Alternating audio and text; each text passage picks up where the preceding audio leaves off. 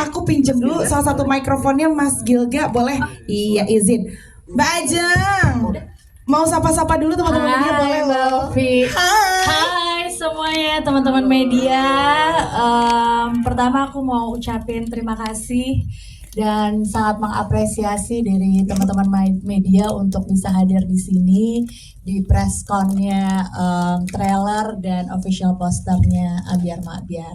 Semoga dukungannya terus terjadi, kolaborasinya terus terjadi dari teman-teman media untuk film Ambyar Makbyar sampai dengan nanti tayang. Terima kasih. Terima kasih banyak Mbak Ajeng. Aku nanya-nanya langsung boleh kali ya? Boleh dong. Soalnya tadi aku penasaran banget ngeliat trailernya itu tuh udah ada lucunya karena kan drama komedi juga ya. Tapi yang mungkin gak bisa kita kesampingkan dari trailer tersebut adalah sisi dimana ada cerita perjuangan di situ. Terus juga kita melihat restu orang tua ya Allah, tadi sampai ada yang udah langsung disuruh putusin sama ibunya. Duh, hati kita langsung jenat-jenut rasanya Nyes banget gitu. Tapi mungkin apa yang membuat Mbak Ajeng di sini sebagai produser dari Beyond Studios ini tertarik mengangkat kisah seperti ini? Apakah mungkin Mbak Ajeng punya cerita-cerita dari kanan kiri yang terhalang restu juga atau perjuangan-perjuangan tertentu? Silakan Mbak Ajeng. Banyak ya kayaknya kalau terhalang. Iya, aku juga lagi. Menjawab pertanyaan Mbak Ovi, jadi mungkin sebenarnya aku akan balik dulu nih. Aku tarik mundur ke fondasinya kita di Visinema karena Beyond Studio adalah part dari Visinema Group. Jadi di Visinema itu visinya kita adalah to be the center of excellence in storytelling. Dan tentunya kalau kita bicara tentang storytelling itu kan Indonesia tuh punya banyak sekali pulau, kemudian ada 1000 lebih suku, ada 700 lebih bahasa gitu. Jadi cerita tuh adalah sesuatu yang sumber daya yang tidak akan pernah habis di Indonesia. Makanya kemudian Beyond Studios hadir untuk juga mampu melihat dan menangkap kedekatan cerita masyarakat di Indonesia untuk ke layar yang lebih besar dan layar nasional gitu. Nah, kenapa sih kok kemudian tertarik untuk film Ambyar Makbyar ini? Karena waktu itu kita ketemu ya Mas Dedi. Terus Mas Dedi bercerita bahwa ada Mas Dedi lagi work untuk satu project Campur Sari. Dan menurutku project Campur Sari ini sangat menarik. Kenapa? Karena kalau kita bicara cerita itu kan harusnya bisa dalam berbagai ragam format, termasuk lagu.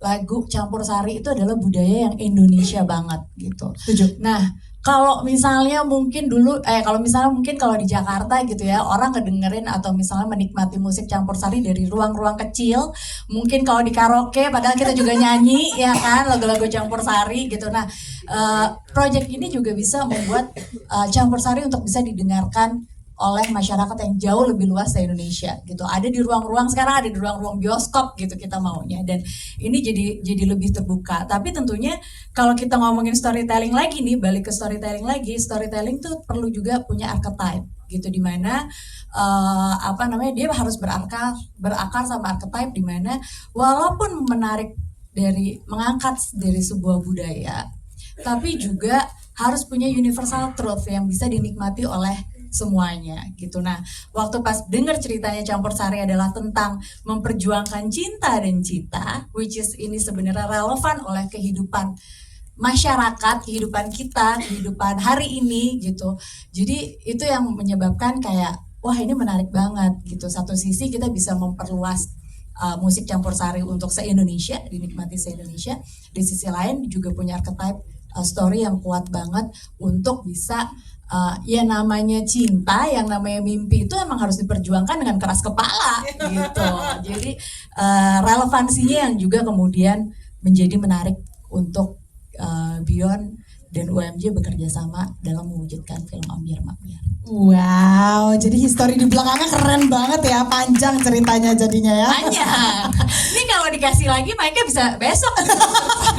Nggak selesai-selesai. Aduh, jadi skripsi nih jangan-jangan ya kalau dijabarin. Oke, Mbak Ajeng, tapi dari cerita yang tadi sudah dijelaskan ya, histori di belakangnya kenapa akhirnya Mbak Ajeng ini tertarik untuk mengangkat juga kisah ini. Tapi akhirnya kan terpilihlah sepasang ini, yaitu Mbak Happy dan juga Mas Gilga yang menjadi pemerannya atau pemainnya. Nah, itu ada mungkin alasan tersendiri kenapa akhirnya couple inilah yang terpilih. Kenapa couple ini yang terpilih? Karena tentunya chemistry-nya dan kedekatan Mbak Happy dan Mas Gilga dengan penonton Indonesia gitu ya, maksudnya dengan masyarakat Indonesia gitu. Kita lihat chemistry-nya mereka udah dapat karena mereka eventually pasangan gitu kan.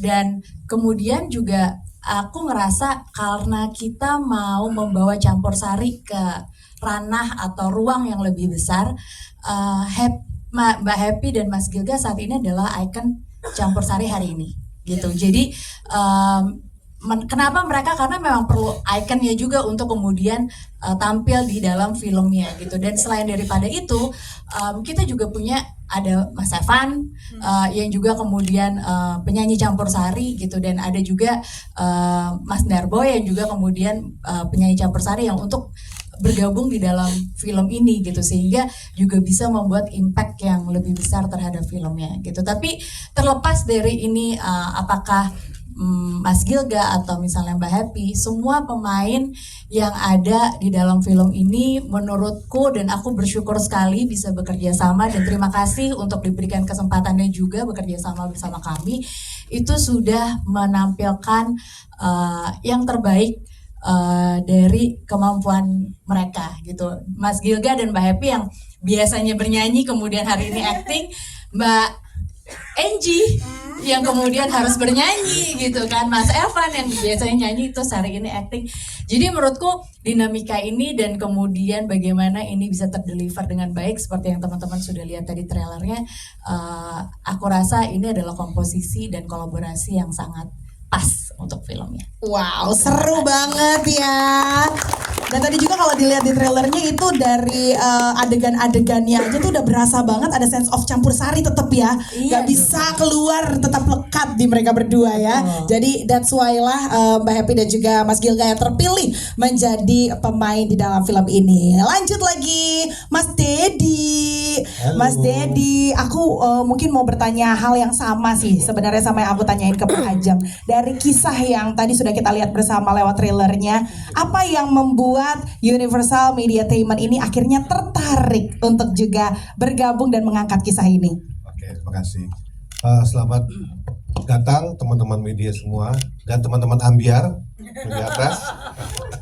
Oke, pertama-tama film ini adalah merupakan film debut pertama kami di film Indonesia, dan kami melihat bahwa dari cerita ini menceritakan sesuatu keunikan dan otentik dari film ini yang sangat berasa, karena film ini berasal dari cerita dari masyarakat yang akan kami tampilkan juga ke masyarakat, dan insya Allah film ini membawa sesuatu gambar yang beda. Lemari, terus kemudian saya berpikir bahwa ini kalau gue bikin sesuatu jadi nih, jadi deh kalau gue bikin Jadi sesuatu. bener Mas.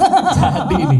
Nah saya melakukan riset kan, karena kan saya nggak tahu bagaimana mereka bisa kemudian ngetop, bagaimana perjuangan mereka, kan saya nggak tahu sama sekali gitu. Kemudian kami melakukan riset, saya kebetulan sama sahabat saya waktu itu Mas Aris, dia juga salah satu produser di sini, melakukan riset ke berbagai tempat tentunya di Jawa Tengah dan Jawa Timur, ketemu berbagai penyanyi, salah satunya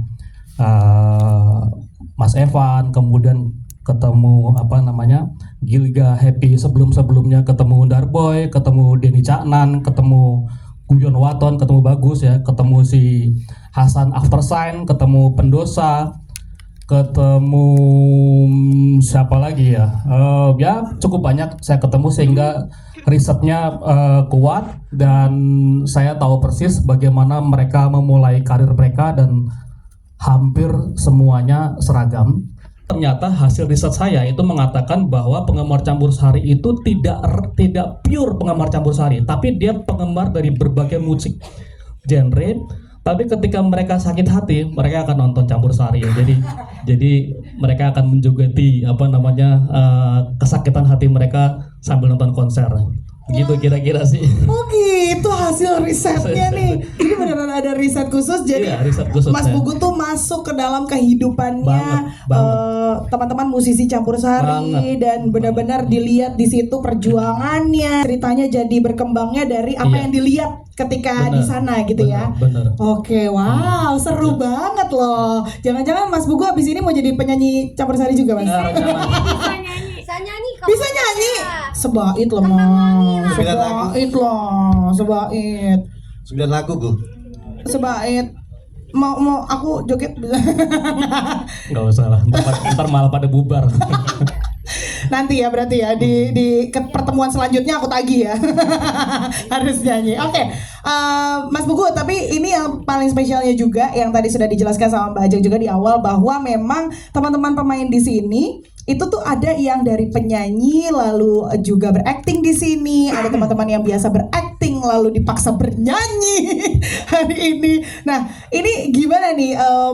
Mungkin ada sesuatu treatment khusus kah untuk teman-teman pemain di sini atau mungkin gimana caranya teman-teman bisa masuk ke dalam perannya? Iya, ketika pada akhirnya yang bermain adalah sebenarnya harapan saya ya, yaitu Mas Giga sama Mbak Happy, kemudian Mas Evan sama Mbak Enji. Ketika pada akhirnya yang main adalah mereka sebenarnya dalam hati kecil saya, terus mereka bisa acting ya? Gitu, saya berpikir gitu pada saat itu. Tapi kemudian kami punya waktu untuk mendrill mereka. Waktu itu kami pemusatan latihan di Madiun sekitar ya seminggu lebih dikit lah. Itu untuk acting coach yang waktu itu diajarkan sama Mas Ibnu, dan rupanya bakat mereka emang luar biasa sih ya. Bakat mereka gokil. Multi talentan ya. Multi talent maksudnya. Gokil. Dan nanti ketika tayang di bioskop ada sebuah scene yang kalau dalam skenario itu disebut midpoint. Midpoint itu sebuah segmen yang apa ya cukup berat lah kalau